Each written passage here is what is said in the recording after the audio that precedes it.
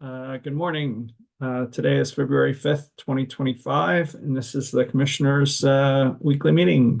I'm Eric Blank. Commissioner Gilman, hope you're feeling better. You look better. A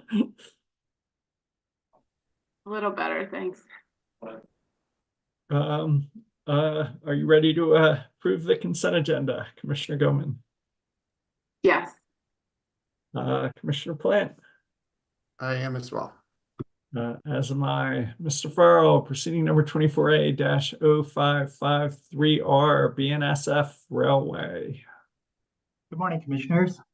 Yes, I'm Alan Farrell with the Rail Transit Safety Section, here to introduce any discussion on proceeding number 24A-0553R, which I will now introduce. The BNSF Railway Company submitted an application to replace flashing lights, gates, bells, and signal bungalow for a crossing at 83rd Street in Niwot in Boulder County. BNSF desires to make a change because the equipment at the crossings is of an older variety, and BNSF no longer has spare equipment in the event of a failure. BNSF plans to use constant warning time track circuitry in order to provide uniform warning time to motorists based on the speed of an approaching train. BNSF states that most recent traffic volumes at the 83rd Street crossing in Niwot as of 2015 is 1,150 vehicles per day. 5% of this traffic volume is estimated to be heavy vehicles. No school buses use the crossing. The posted speed limit at the crossing is 35 miles per hour, and there were no 5 or 20-year traffic volumes provided. There are currently 6 trains per day as of 2019 that use the crossing at a maximum timetable speed of 49 miles per hour, with no anticipated changes in train volume in the future. There have been 2 accidents at the crossing since 1975, including 1 property damage only accident in 1987 and 1 injury at the crossing in 1991. BNSF estimates the cost of the project at $307,356. BNSF will cover 100% of the cost for the project.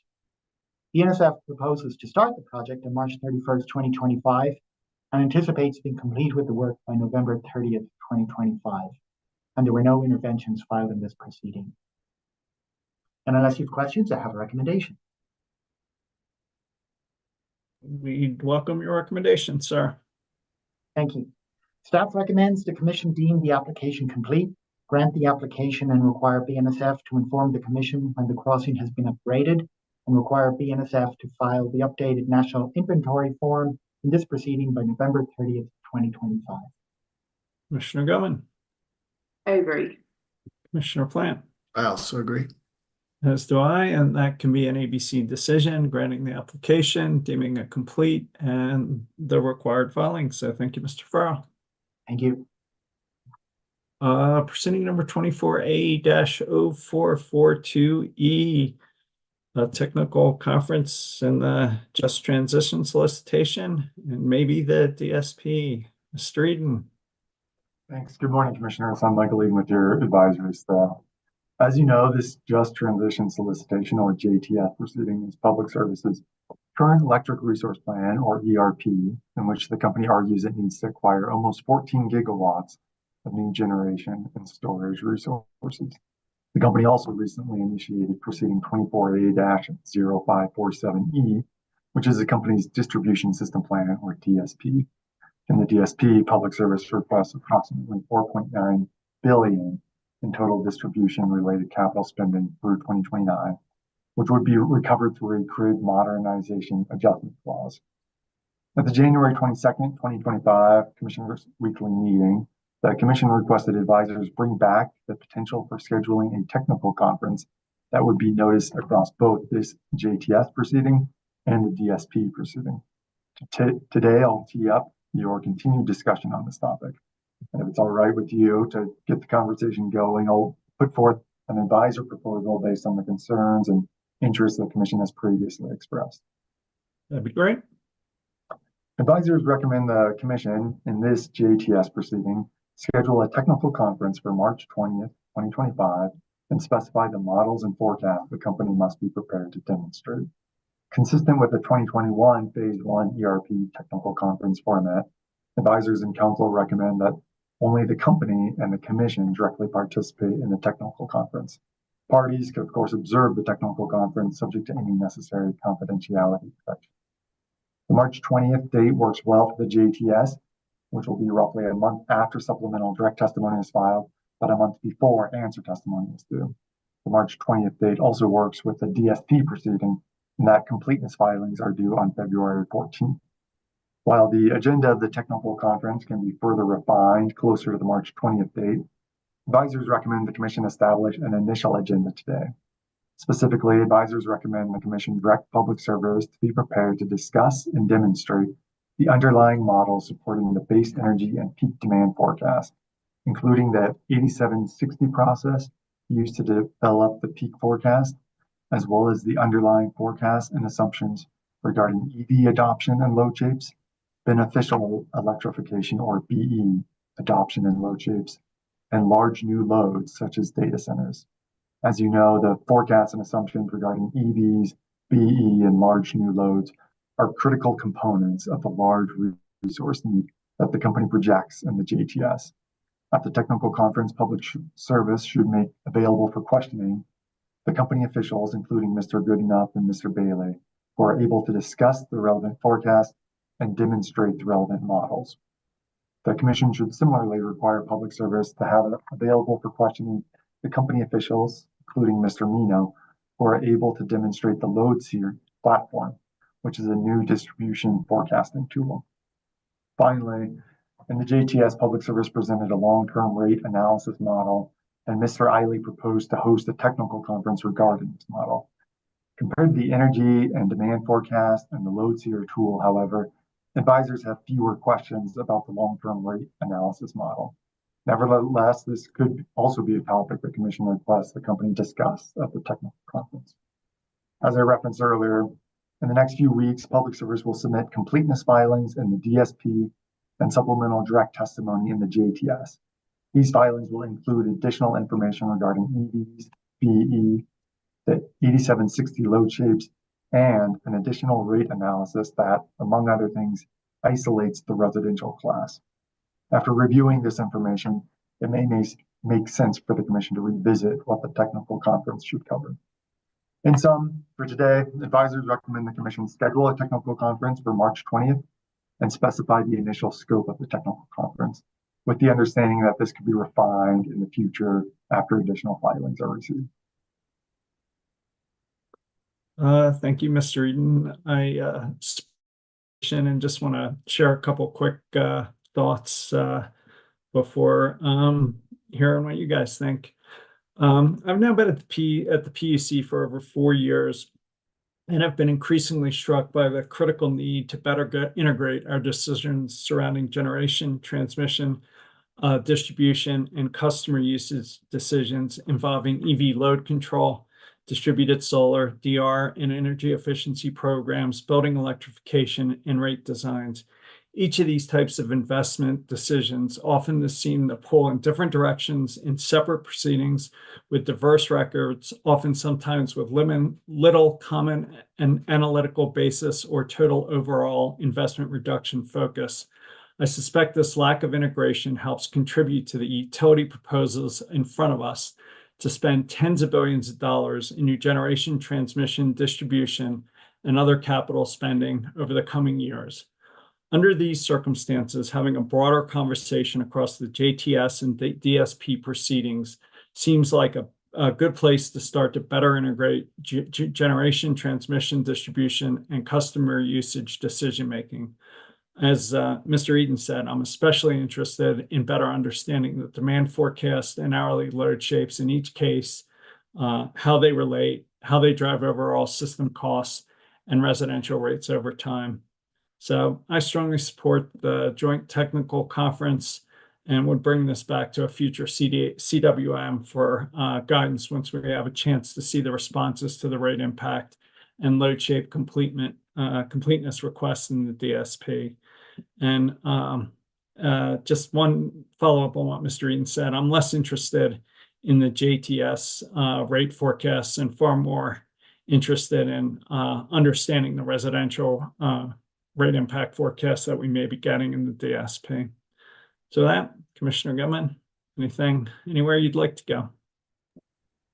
No, I agree with your comments and I'm supportive of the combined technical conference. Commissioner Plant. Yeah, I'm supportive as well, and as well as the rate impact of the DSP. And and as you pointed out, we have so many different things going on that are related to each other, and one of the others is the application that was recently filed for the VPP tariff, which certainly intersects with the DSP and the DSP plans, as well as DSP costs. And just trying to get a handle on how all these things interact off of each other, I think would be very useful. And I'll just so I do support the joint technical conference, and I'll just throw out there that I am expecting and hoping that we'll get an analysis from the company on any modifications to their load projections in light of some of the developments around data center technology, and and how that impacts their load model, since I think 62% of their growth was based on data center demand. So anyway, yeah, I do support all those motions. We'll see how quickly they can adjust load forecasts. It seems like the world is moving very quick. And you couldn't have given us a better segue into our next agenda item. But Mr. Eden, does that give you what you need to schedule an ABC for an ABC decision, scheduling the technical conference in the JTS and the DSP as appropriate? Yes, it does. Thank you. Thank you, sir. Proceeding number 25A-0061E, Mr. Mendelson, virtual power plant program and tariff, as Commissioner Plant hinted. Yes. Good morning, Commissioners. I'm Mike Mendelson, your advisory team. On Monday this week, Public Service of Colorado submitted an application to conduct a solicitation for an aggregated virtual power plant consistent with statute SB 24218. The company proposes to spend about $78.5 million to acquire 25 megawatts of capacity per year for a period of 5 years. The company explains it has 2 existing virtual power plant or VPP programs currently, the Renewable Battery Connect and the Primetime VPP project. The aggregated VPP solicitation will be the company's third effort. It would be technology neutral VPP concepts from third-party market suppliers and would pay for performance at a rate of $134 per kilowatt year credit for generation benefits, $21 per kilowatt year credit for transmission benefits, and $69 per kilowatt year credit for distribution benefits. Distribution benefits will be available if the prospective VPP offering reduced system requirements on one of the company's numerous constrained distribution feeders or banks. The company calculated there were 372 feeders out of 809 total in the public service territory eligible for the distribution system credits, and 30 eligible feeders out of 278 total. The company explained that it calculated the credit values just referenced as generally the cost of the infrastructure less federal tax benefits multiplied by a fixed carrying charge ranging from 10.25% for avoided distribution to 12.37% for avoided generation. The company also indicated prospective VPPs would be subject to up to 100 load control events with a minimum of 1 per quarter, and that events would be up to 4 consecutive hours per day, any day of the year. Prospective aggregators would be evaluated on an array of criteria, including experience, financial stability, and whether there is outstanding litigation from a utility, ISO, or RTO. Public Service calculates that if the AVP programs achieves the targeted 25 megawatts of capacity per year, the company would receive a PIM performance incentive of $3.84 million. Cost recovery would be through the energy cost adjustment and the DSP proposed grid modernization adjustment clause riders. Advisors note that the proposed AVPP application will overlap with several other public service planning proceedings. As just mentioned, the JTS, the Denver Metro Transmission CPCN, and the Distribution System Plan.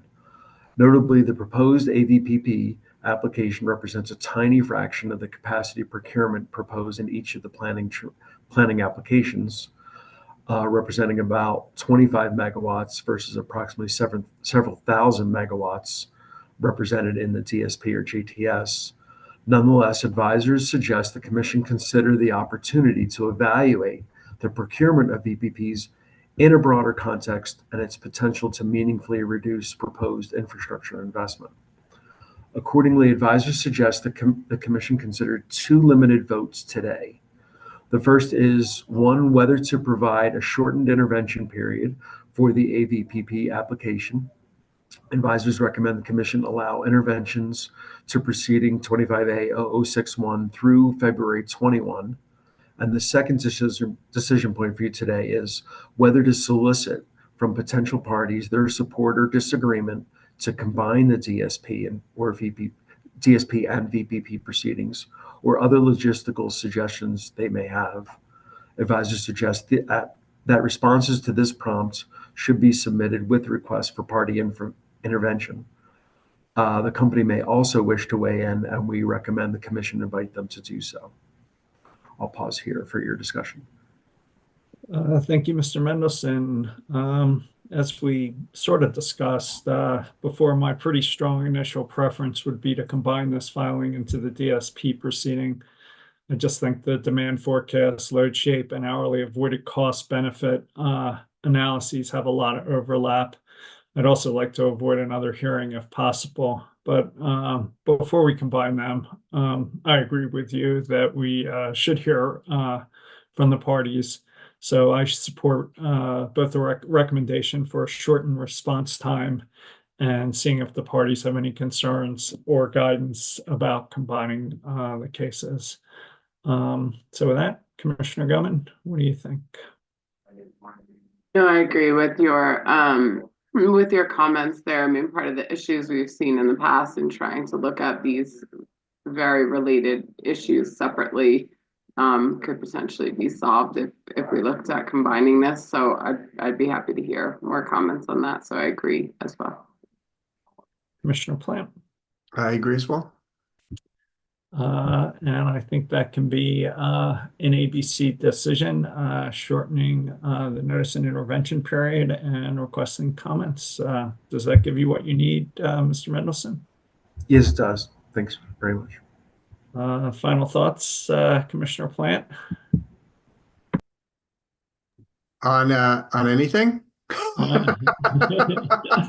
Anything you'd like to say to us or the world before we adjourn? No, I have no final thoughts.